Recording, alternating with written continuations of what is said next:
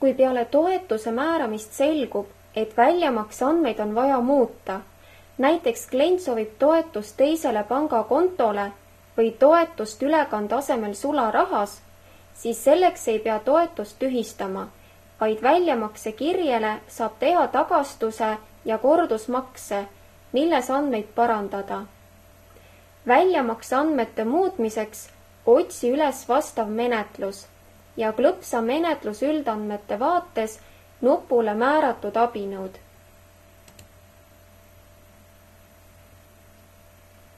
Ava abinõu detailvaate nupust.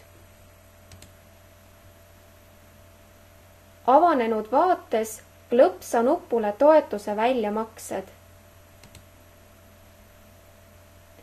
Väljamakse kirje tagastamiseks klõpsa selle järel olevale nupule tee tagastus. Kordusmakse tegemiseks klõpsa väljamakse ees olevale plussmärgile.